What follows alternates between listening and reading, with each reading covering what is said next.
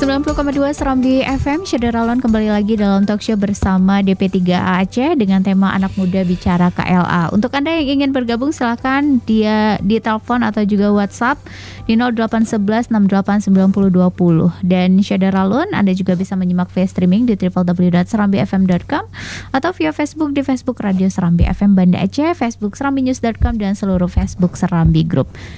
Kali ini saya baca pertanyaan ya dari Syederalun nih, dari Fani di Lamprit. Sebenarnya apa saja Kak syarat daerah menjadi KLA? Kemudian yang kedua, atau langsung aja yang kedua, ada yang kedua nih. Yang kedua dari Hendra di Belang Bintang, Aceh Besar kurang sekali taman-taman yang indah sehingga kami kalau mau bawa anak jadi ke Banda Aceh. Tapi kalau tiap hari nggak mungkin juga. Kurang banyak taman untuk olahraga dan bawa anak jalan-jalan kalau di kampung kami. Oke, terima kasih Bung Hendra. Oke, silakan. Oke. Bung Safri dulu ya. Oke, Safri mau jawab yang pertanyaan yang pertama dari Syederalun ya. Iya. Nah, jadi tadi dari Kak Fani apa saja syarat iya, apa aja menjadi KLA? Oke. Sebenarnya tadi kalau kita mau cerita panjang mengenai Kabupaten Kota Layak Anak, mulai dari klaster kelembagaan dulu misalnya. Klaster kelembagaan ini memastikan bahwa ada peraturan yang membuat bahwa kabupaten kota ini harus memberikan pemenuhan dan perlindungan hak anak. Itu inti dari klaster kelembagaan. Dan cerita tentang klaster-klaster tadi yang ada 5 selanjutnya yang sudah pernah Safri sebutkan. Kalau Syederalun tadi ada simak dari awal. Yang salah satunya ada pendidikan dan pemanfaatan waktu luang. Nah, setiap tahunnya kalau kita mau cerita mengenai si KLA ini tadi, bahwa ada tahap-tahapan di Kementerian Pemberdayaan Perempuan dan Perlindungan Anak. Bahwa adanya proses untuk memberikan ataupun membuat kegiatan-kegiatan yang terkait dengan klaster-klaster ini. Selanjutnya ada tahap memasukkan atau upload. Nah, tahap inilah yang menjadi penilaian dari Kabupaten Kota Layak Anak itu tersebut gitu. Nah, biasanya di kabupaten kota itu terkendalanya di administrasi ataupun dokumentasi gitu kan. Kenapa tuh bisa terkendala di situ? Misalnya nih udah pernah nih kabupaten kotanya membangun misalnya pesantren ataupun pendidikan ataupun sekolah yang memang ramah sesuai dengan indikator sekolah ramah anak gitu. Tapi dalam prosesnya atau dalam penerapannya itu tidak terdokumentasikan gitu. Jadi dokumentasi ini sangat lemah. Nah, jadi ini memberikan semangat juga sebenarnya untuk kabupaten kota. Ayo, nih Safri mau memberikan semangat. Ayo nih kita sama-sama untuk memperbaiki apabila ada dokumentasi atau administrasi yang masih acak-acakan gitu. Misalnya sudah pernah buat SRA, Sekolah Ramah Anak, tapi nggak tahu berkasnya di mana, SK-nya nggak tahu di mana. Biasanya seperti ini. Dia kan untuk proses upload ini singkat gitu. Tapi dan karena data-data tadi entah di mana gitu, jadinya bingung mau uploadnya apa gitu. Terus berarti harus lebih rapi benar. Gitu ya. Kalau Safri boleh ngomong sebagai anak muda, kita manfaatin aja nih fasilitas-fasilitas yang sekarang seperti online tools, Google Drive. Jadi masukin aja kalau sudah dibuat gitu. Seperti SK, upload aja ke Google Drive. Nanti ketika diminta, ayo upload dari situ gitu. Sekarang teknologi udah canggih gitu ya. Gunakan teknologi Oke, terus pertanyaan kedua tadi ada Bapak Hendra yang mengatakan kalau di kampungnya atau mungkin di daerah-daerah Aceh Besar yang kurang sekali dengan taman-taman yang bisa membuat anak-anak bisa bawa jalan keluarga, terutama untuk anak-anaknya. Mungkin kalau di Banda Aceh kayak di Taman Sari gitu ya, Belang Padang gitu. Karena ini untuk kota-kota lain mungkin termasuk Aceh Besar, gimana Bayu? Oke, terima kasih ya Bung Hen pertanyaannya. Ya Bung Hen ya. Nah, apa ya? Kalau misalnya tadi Bung Hen bilang dari Aceh Besar mainnya ke Banda Aceh, malah kebalik nih. Kami yang di Banda Aceh malah mainnya ke Aceh Besar.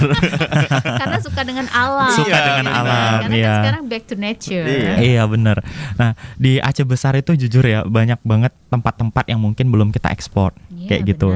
Jadi mungkin karena kebutuhannya untuk anak, ada tempat-tempat yang mungkin harus dipastikan untuk lebih safety kayak gitu. Mulai dari perlindungannya, aksesibilitas dan lain sebagainya. Karena kan banyak tempat-tempat di Aceh Besar itu yang masih pure alam kayak gitu, belum ada fasilitas menunjang, kemudian untuk aksesibel dan lain sebagainya. Atau misalnya ada nih pegunungan-pegunungan tapi ribet, nanti kalau hujan neduhnya di mana, kalau lapar makannya di mana, mungkin itu ya lebih ke sana.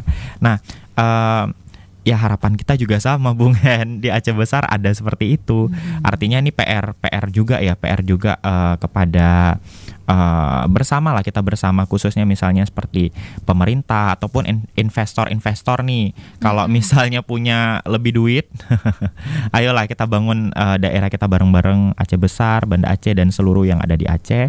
Karena ketika kita bicara bahwasanya ada tempat-tempat bermain anak, ada tempat-tempat yang memang aksesibel untuk anak, ini tidak hanya bicara soal KLA, tapi ini juga bicara soal keuntungan, ya nggak sih? Ya mungkin ada sebagian orang yang kalau bicara KLA itu bingung, tapi kalau bicara keuntungan lebih oke kayak gitu. Artinya keuntungan yang kita dapat adalah pertama, kita buka akses untuk pariwisata baru begitu. Kemudian sumber ekonomi juga akan semakin baik begitu, dan kita juga akan membuka lapangan-lapangan pekerjaan bagi masyarakat kita yang ada di sekitar kita. Nah, relevansinya apa? Artinya ketika kita memastikan bahwasanya masyarakat kita punya sumber akses sumber ekonomi yang lebih memadai, artinya kita sudah satu langkah untuk mendukung yang namanya KLA. Karena beberapa studi yang kita lakukan, salah satu kenapa terjadinya kekerasan terhadap anak itu adalah karena ekonomi yang lemah. Atau ekonomi yang nggak ada pekerjaan kayak itu. Apalagi pandemi ini kan luar biasa ya teman-teman ya. Apalagi salah satu survei mengatakan bahwasanya sekitar 50% pekerjaan tuh beralih dengan pekerjaan baru kayak gitu. Jadi hal-hal semacam ini kita juga harus cari peluang begitu. Begitu, Kak. Jadi memang selain taman itu mungkin nggak perlu gede-gede ya, nggak perlu besar, nggak perlu luas banget, tapi ada gitu. Mungkin bisa diusulkan setiap kampung itu ada tempat anak bermain. Jadi anak-anak nggak perlu main ke TK gitu. Kadang kan udah selesai TK tapi dia masih SD, dia pengen main gitu. Dan seperti Bayu bilang tadi, bisa membuka, bisa meningkatkan ekonomi juga. Jadi bisa berjualan di situ ya, di sekitar taman. Tapi ini juga jadi catatan kami ya. Artinya nanti kami akan sampaikan kalau misalnya ada pertemuan-pertemuan. Ini juga artinya masyarakat lihat langsung kayak gitu kan. Nanti bisa kita sampaikan. Oke, luar biasa nih ya. Terima kasih Bung Hen. Dibilang bintang tadi.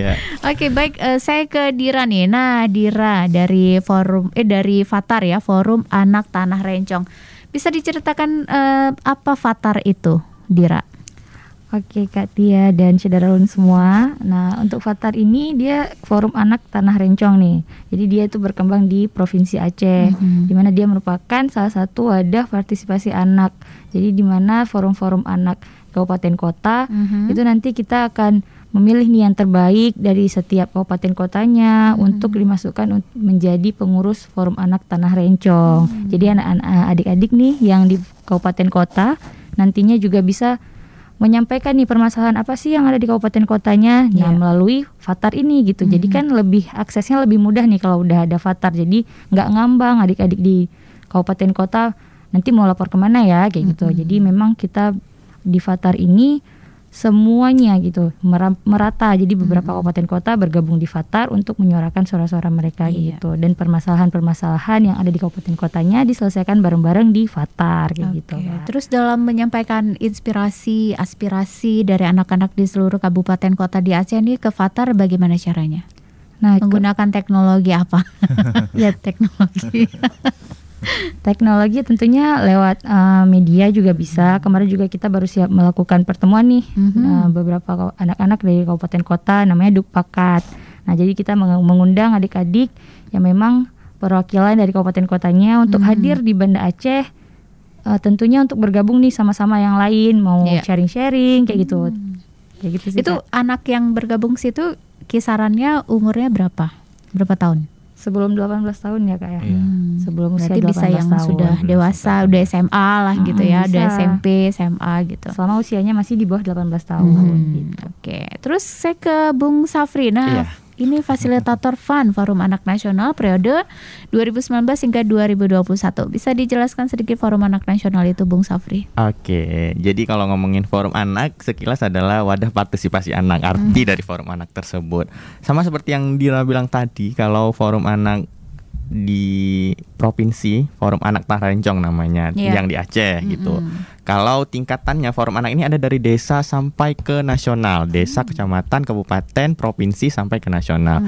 Nah, Forum Anak Nasional ini adalah forum anak yang di tingkat nasionalnya gitu, tingkat di bawah Kementerian Pemberdayaan Perempuan dan Perlindungan Anak Republik Indonesia. Ya, jadi di seluruh provinsi yang ada di Aceh, anak-anak yang di seluruh provinsi di Aceh menjadi pengurus di Forum Anak Nasional, dan fasilitator yang di Forum Anak Provinsi menjadi fasilitator di Forum Anak Nasional, begitu. Jadi satu orang menjadi pengurus, satu orang menjadi fasilitator setiap periodenya.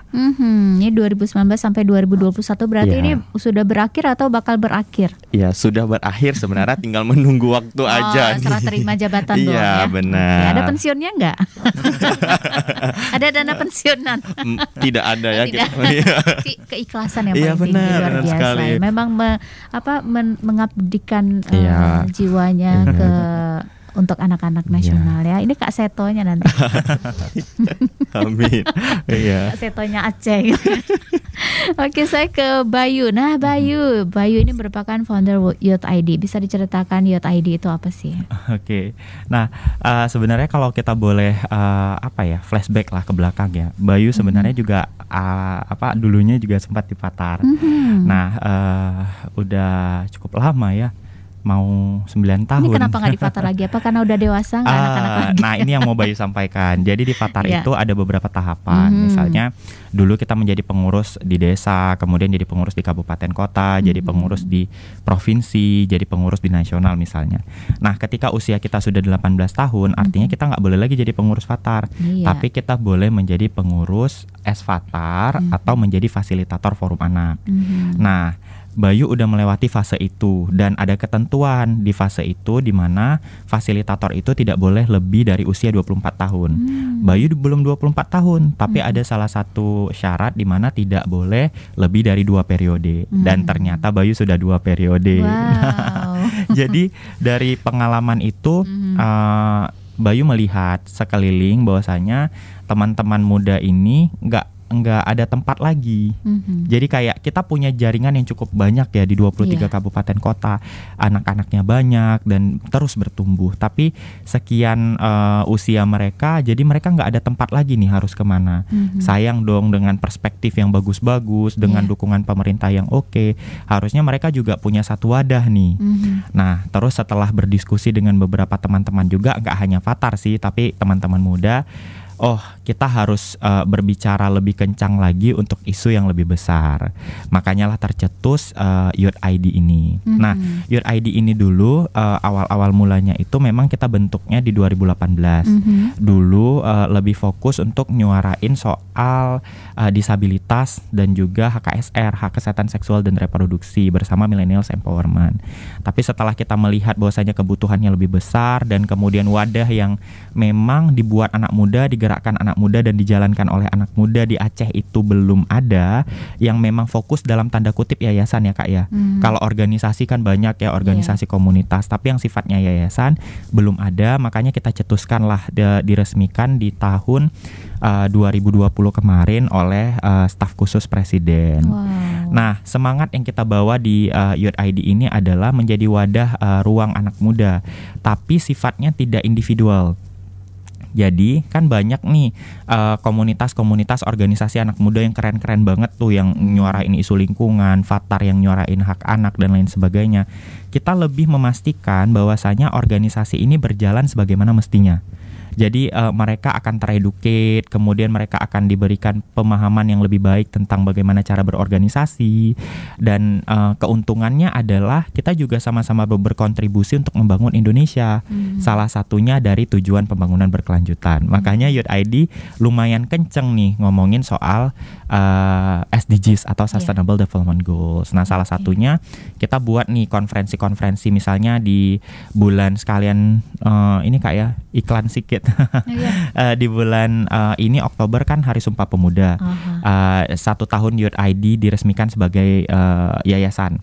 Jadi kita akan buat semacam konferensi anak muda untuk SDGs. Jadi nanti anak-anak muda yang sudah berkontribut di dalam komunitinya yang memang bergerak di berbagai macam isu, kita bakal kumpulin dan kita akan membahas kira-kira rekomendasi apa yang akan kita sampaikan kepada pemerintah dan nanti akan dibawa ke PBB juga sebagai bentuk partisipasi anak muda dalam konteks Sustainable Development Goals. Gitu, Kak. Luar biasa nih anak-anak mudanya, semoga sukses terus ya. Amin. Oke, kita memasuki segmen terakhir ya, kita minta closing statementnya dari Dira nih terlebih dahulu. Silakan Dira dari Fathar. Nah, kalau dari Dira nih Kak, ya sebagai anak muda dan juga Fathar, tentunya untuk KLA-nya khususnya, kami harap memang anak-anak muda jangan hanya diam saja kayak gitu, karena seperti yang tadi Dira bilang juga, kita rame nih, jangan sampai kita hanya menjadi patung aja kayak gitu, kita juga harus membantu seluruh pihak untuk menyuarakan KLA gitu. Oke, baik, terima kasih. Selanjutnya Bung Safri. Oke, terima kasih Syadaralon dan Kak Tia. Ini nggak terasa udah sesi terakhir aja. Iya benar. Di closing statement Safri adalah, ayo semua pihak mari mewujudkan pelindungan dan pemenuhan hak anak. Siapapun itu. Kalau kita merasa memang tidak bisa untuk membangun, kita support saja dan jangan sampai kita menjadi pelaku daripada kekerasan ataupun yang nggak diinginkan lah dari anak tersebut gitu. Jadi bantu aja ikut membersamai proses untuk pembangunan desa, pembangunan kabupaten, kecamatan layak anak hingga menuju provinsi yang layak anak dan Indonesia yang layak anak. Jadi perlu dukungan semua pihak. Kalau ada pihak-pihak yang sudah disebutkan tadi belum tergerak hatinya, ayo sekarang kesempatannya. Kita belum terlambat gitu. Kita masih punya kesempatan untuk mewujudkan Aceh menjadi provinsi yang layak anak. Perlu semua pihak untuk membersamai, perlu semua pihak mendukung. Jadi jangan sampai untuk ada penentangan terhadap kabupaten kota layak anak ini. Jadi karena keren kali nih ya. Iya, betul. Gitu. Memang luar biasa. Baik, selanjutnya Bung Bayu. Kalau dari aku secara pribadi, aku mau mengajak anak muda yang jumlahnya luar biasa, hampir 54% dari total populasi Republik Indonesia. Ayolah kita sama-sama gerak. Boleh mager, boleh.